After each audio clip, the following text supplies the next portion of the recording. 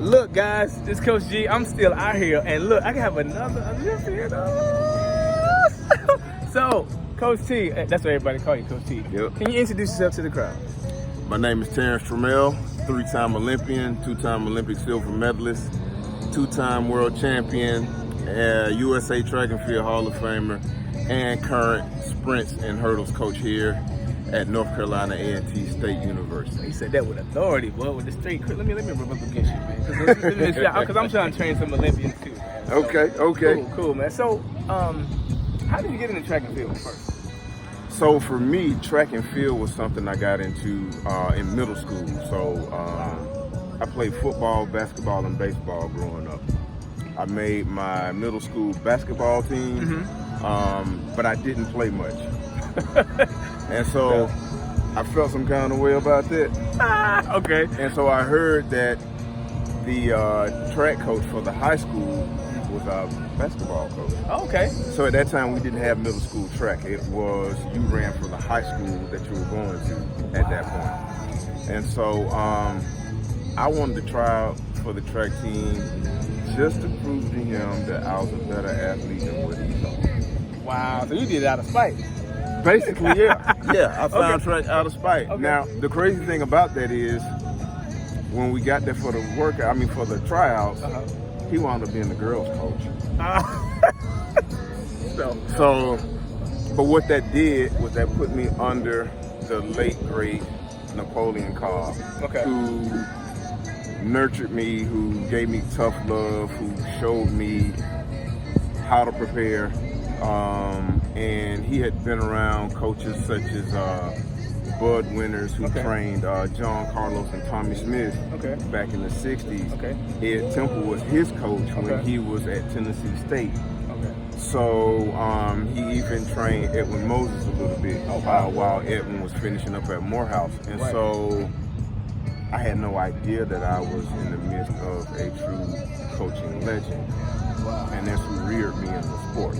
And so it took off from there, and before I left high school, I had the national record in the 110 hurdles. I tied the national record in the 60-meter hurdles, and was track and field news athlete of the year. Oh wow! And then how did you get to Aggie Land? So I'm originally from Atlanta. And at the time, I was coaching at a private school in Atlanta, coaching track and football at a private school. Was it Westlake? No. It was Pace Academy. Okay. And I was training guys. I had a couple of clients in the NFL that I would do off-season training work with. And so, Alan, was my training partner and mentor growing up. So when I was in South Carolina, as a student athlete, he trained there as an open athlete. And so he took me under his wing and showed me a lot of things about the sport and about the event. And he was like my cheat sheet. And so I had actually been kind of running away from college coaching. I loved the coach.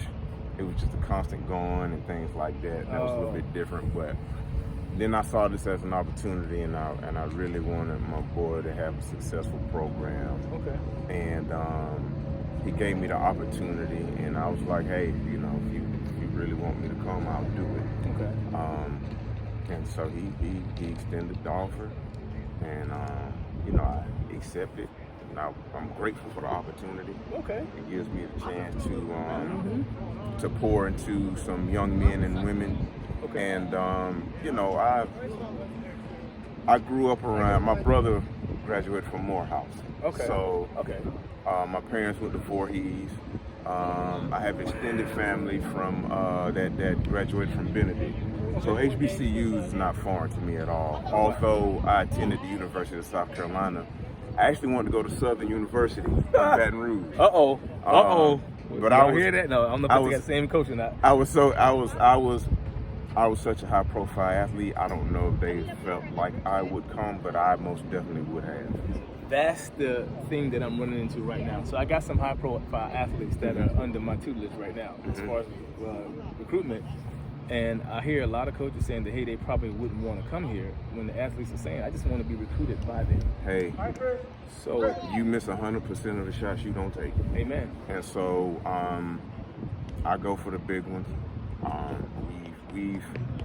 We've had some close ones. Okay. Obviously the allure of Kentucky, Texas, Arkansas, UGA. Get those people, but we have a very strong program here at A&T, and I'm proud of it. Absolutely. Absolutely. It's funny because I've actually worn blue and gold my entire life, from youth football all the way to my high school. Wow. Yeah. So I mean, it's like home for me. Okay. So I embrace it. I love it. What would you say to? I got to be careful here. So what would you say to a high school athlete that was interested in attending an HBCU? I think the biggest misconception about HBCUs is that they are not enough. And that couldn't be furthest from the truth. My experience coaching here at the biggest HBCU in America Say that. is that you find your tribe here, and you really grow as a person. Okay. And I think that HBCUs have been the cornerstone of America, whether America agrees to it or not. There's a lot of strength. That's some big stuff. There's a big sense of family, a big sense of community, and I mean the Aggie pride runs deep. It runs really deep. So, I'm all about exposing the brand and making it what it has always been and what it should continue to be, which is a great pillar for the African American community. I think that HBCUs are remarkable, and just the fact that a lot of them had to bootstrap it to make it work. Say that again. So that's it. Yeah. So before we get to what I want to ask you, you hit something that I wanted to ask. Okay. What would you say to an HBCU coach who doesn't think he can get that top tier athlete? Again, you miss every shot you don't take. And I think that when you look throughout history, we can go through different sports. I mean, the greatest wide receiver of all time from Mississippi Valley State, the greatest running back of all time is from Jackson State. The first African American quarterback to win the Super Bowl is from Grambling State. So many things that can be done. I think, especially with track and field, being such a pure sport, fastest runner wins, the furthest throw wins, the furthest jump wins, or the highest jump wins. Right. When, as a coach, you know what you're doing and you have the experience and you can kind of guide your athletes along the way and they get the success, then it doesn't matter what's on anybody else's chest. One thing I tell my group, we don't care what's on the chest, we come to snatch what's in their chest. Ooh. So that's why when you see us in the spring, Ag is coming. They are coming. Please believe that. So it's all about, as a coach, it's all about what you know, what you can convey, and how much confidence your athletes have in your program and what it is you're showing them. And obviously you have to care about the athletes. It's not strictly X's and O's. And so and I think that's a major difference between our programs and major college programs. They'll throw the money at you, but it's just transactional.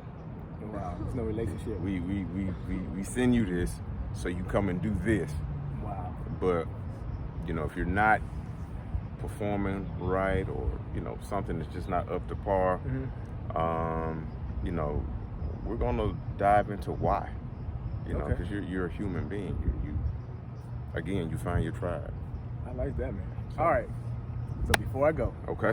can I get an Aggie Pride? Aggie Pride. Aggie Pride.